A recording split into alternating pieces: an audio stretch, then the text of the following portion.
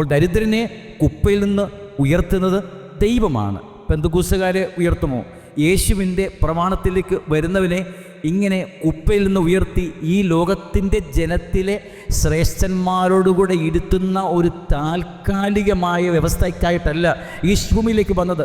അപ്പോൾ ദരിദ്രനെ കുപ്പയിൽ നിന്ന് ഉയർത്തി ജനത്തിലെ ശ്രേഷ്ഠന്മാരോട് കൂടെ ഇരുത്തുക എന്നൊരു ലക്ഷ്യമായിരുന്നുവെങ്കിൽ യേശുവിന് ഇത്ര പാടുപെട്ട് ഈ ഭൂമിയിലേക്ക് വരേണ്ട ആവശ്യമില്ല.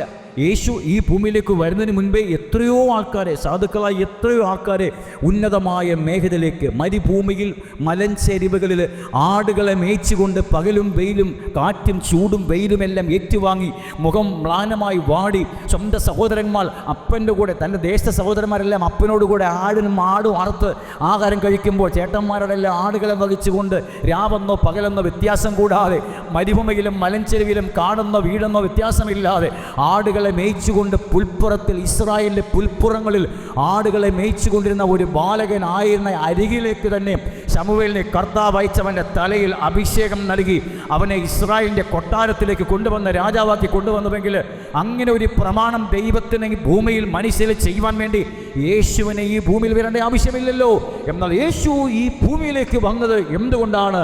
ആ സാധുവായ സ്ത്രീ ഒരു ആട്ടിൻകുട്ടിയെ തൻ്റെ ശുദ്ധീകരണത്തിന് വേണ്ടി യാഗാർപ്പണം നടത്തുവാൻ ശേഷിയില്ലാതെ പോയപ്പോൾ 2 കുറുംപ്രാവിനെയോ 2 പ്രാവിൻ കുഞ്ഞിനെയോ മാത്രം ആലയത്തിൽ കൊണ്ടുവന്നാൽ മതി എന്ന് പറയത്തക്കവണ്ണം ദരിദ്രരോട് ദൈവം കരുണ കാട്ടുവാൻ ഇടയായത് അവൻ അനീത വിരുദ്ധ പാപിയിൽ ഈ ഭൂമിയിൽ ഈ രാജാക്കന്മാരുടെ കാലഘട്ടത്തിൽ ഇളകാത്ത ഒരു രാജ്യം സ്ഥാപിക്കും. നമ്മുടെ വാഴ്ത്തപ്പെട്ട കർത്താവ് യേശു ഈ ഭൂമിയിൽ സ്ഥാപിക്കാൻ പോകുന്ന രാജ്യത്തിലാണ് നമ്മൾ ആരാണെന്ന് നമ്മൾ മനസ്സിലാക്കാൻ വേണ്ടി പോകുന്നത്.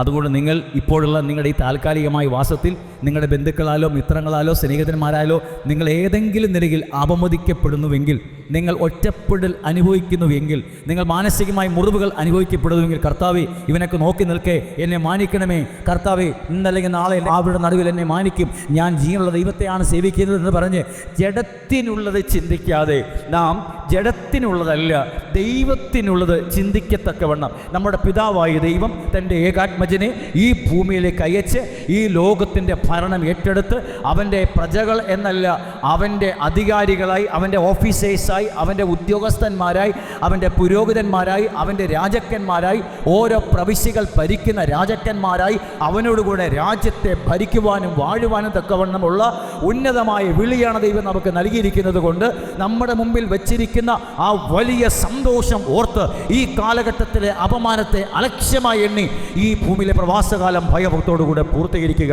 അതിനായിട്ടാണ് ദൈവം നമ്മൾ വിളിച്ചിരിക്കുന്നത്.